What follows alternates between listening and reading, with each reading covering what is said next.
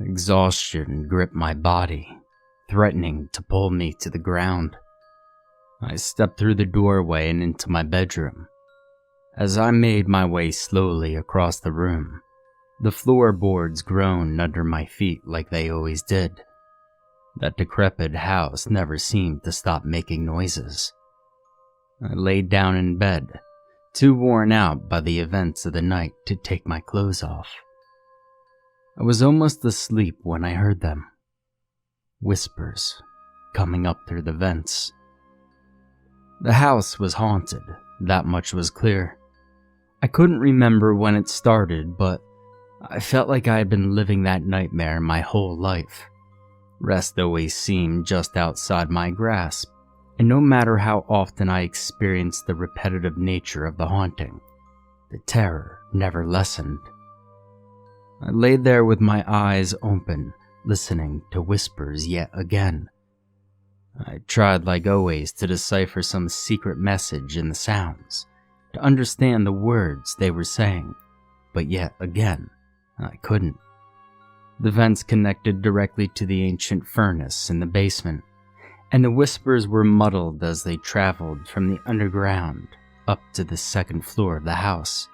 It was never any use to try to untangle the murky whispers of the thing in the basement, but they held me transfixed like always. It almost became a meditation for me, a prayer. I'd lay awake and look at the moonlight streaming in through the window, listening intently as the rest of the world fell away. Maybe somewhere in the marathon of whispers was the key to the haunting. Maybe understanding the words would help me put a stop to the never-ending cycle of terror. But it was always pointless in the end. The words could never be understood. Maybe the same way my torment might never be stopped. After half an hour of me listening to the quiet babbling of the thing in the house, the voice went silent. Next came the sound of footfalls on the basement stairs. Like clockwork, the gears turned and the next cycle of fear began. I listened as the basement doors slowly opened, and, timing my own steps with their twins downstairs, I got out of bed and crept to my bedroom door. When I reached the door, I turned the lock as quietly as I could. It was in the den now. I listened as the floorboards of the den creaked, tracking the sound as it moved on to the stairs. One by one, each step would groan under an unseen weight as the specter made its way to the second floor. Beads of sweat made their way down the side of my face when I heard the steps reach the landing. What did it want? Why did it follow this circuit, this winding path that always seemed to make through my house? Was there anything I could do to break the cycle? I just wanted out of the nightmare. I wanted to wake up and find myself in the morning light, safe and sound. I wanted to wipe the sleep from my eyes and chastise myself for getting so worked up over such a silly dream. But it wasn't a dream. It was a prison. My heart started beating faster and faster as I listened to whatever shared that house with me move down the hall. I prayed feverishly in my mind, begging the Father, Son, and Holy Ghost to let it pass by, to free me from this torment. Their answer came back. No, the thing stopped in front of the door to my room. I held my breath, my hand hovering inches away from the doorknob. Something grabbed a hold of it on the other side, sending goosebumps across the skin of my arm.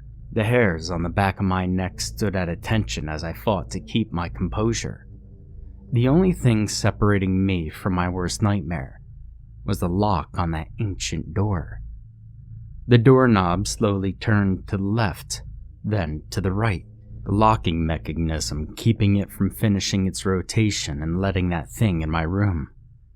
The moment stretched into eternity as I stared at the handle, praying that it would stay locked. After a few more attempts, the shaking stopped, and the floorboards resumed their creaking.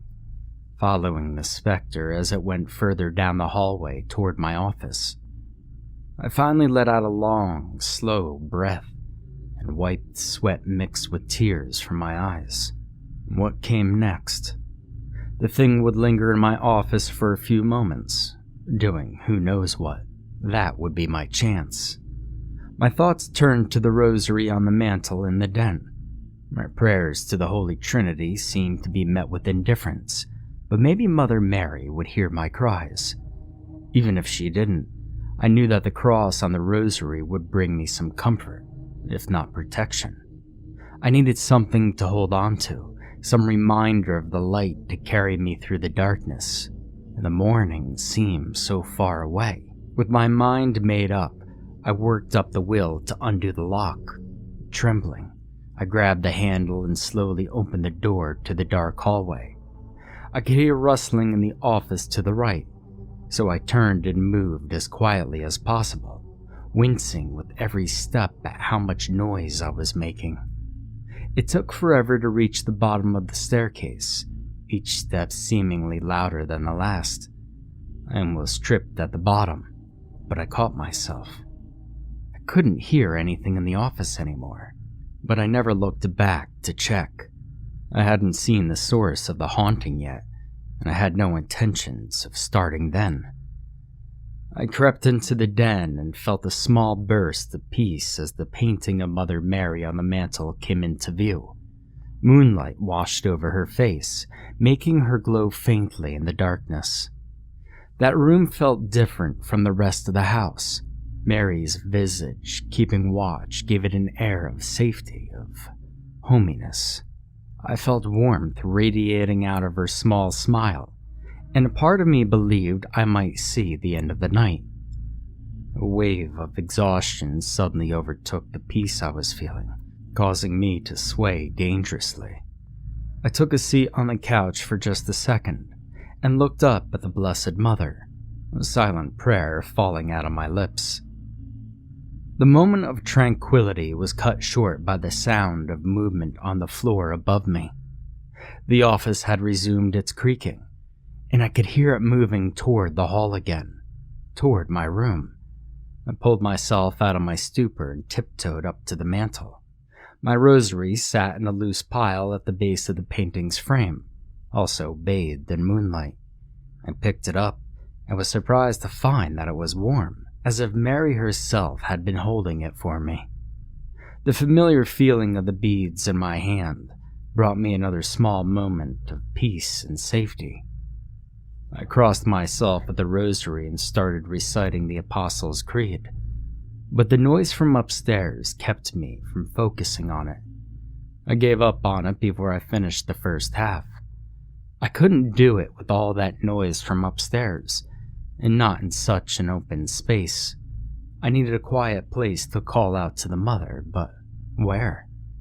My thoughts went to the basement and my eyes followed, landing on the open door on the other side of the small house. I had to be losing my mind.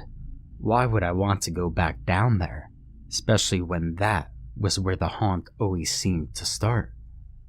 Instinct won out over my better judgment, and I made my way across the ground floor.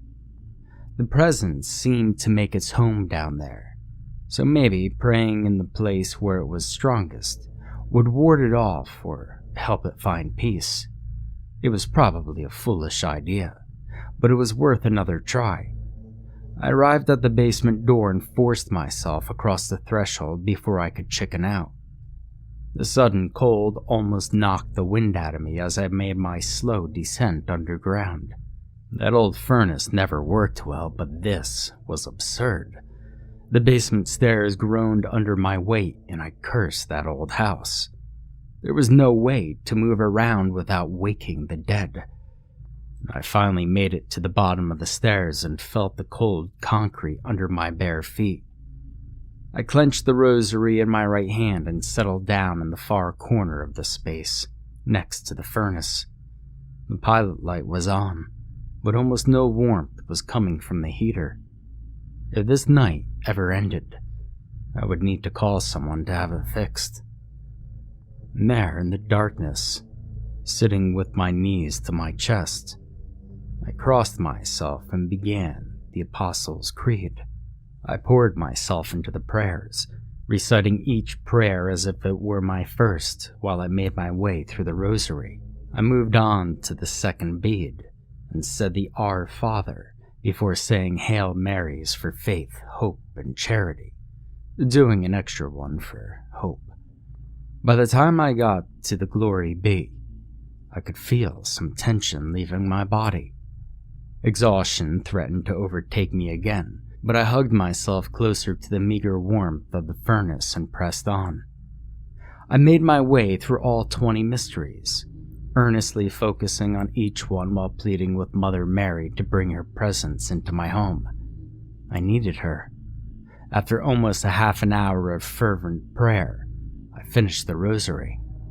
I sat for a moment in the darkness, my ears ringing from the sudden silence.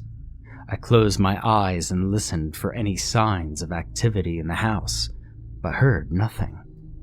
Maybe the prayer had finally worked. I felt my eyes droop and knew that I needed sleep. I got up and dusted myself off, emboldened by the continued silence in the house. I had been deceived by the silence countless times, but I had a growing confidence that this time could be different.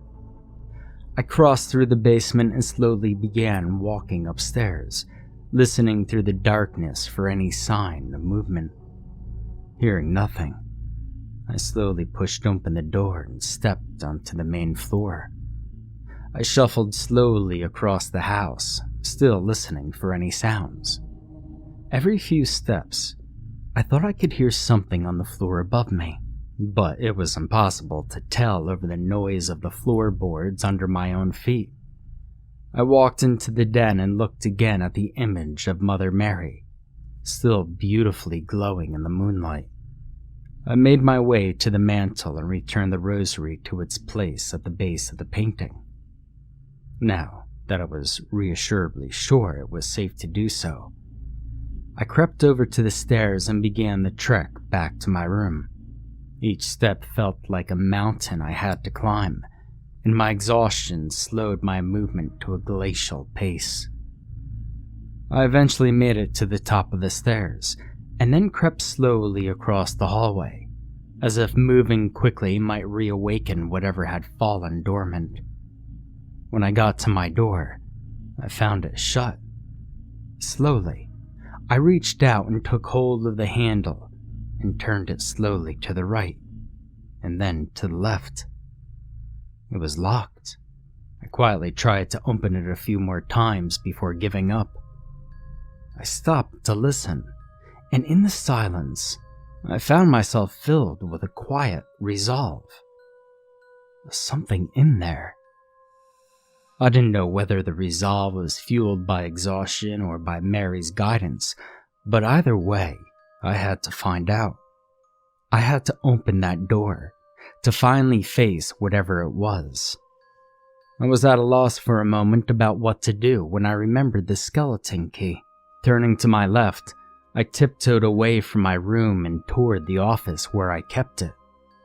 I had only been in the office for a moment when I heard the door to my room creak open. Moving as quickly as I could, I ducked down behind my desk, cursing quietly as I bumped against the desk and heard some papers shuffle around me. All the resolve flooded out of my body as footsteps entered the hallway. I prayed a desperate, silent prayer that those steps would head downstairs like they always do, that they would leave me alone. I sat in the darkness of the office holding my breath and listened as the steps retreated away down the hall. I exhaled quietly when the sound moved onto the steps, following its usual path. I kept listening as the floorboards in the den creaked momentarily, before falling silent. After a few moments of inactivity, I pulled myself onto my feet. I slowly made my way out of the office, painfully aware of how loud every step was. I crept over to the door to my room and found it open. but I wasn't ready to go in yet. I needed to know what was going on downstairs. As if spurred on by a movement, I heard the floorboards in the den groaning, and a sigh of relief escaped my lips when the movement went down toward the basement door. I waited for the door to shut, then listened as the basement doors announced they were in use. The stairs eventually stopped their calling out, and after a moment of silence, I decided it was safe to move. Exhaustion gripped my body, threatening to pull me to the ground. I stepped through the doorway and into my bedroom. As I made my way slowly across the room, the floorboards groaned under my feet like they always did. That decrepit house never seemed to stop making noises. I lay down in bed, too worn out by the events of the night to take my clothes off. I was almost asleep when I heard them. Whispers coming up through the vents.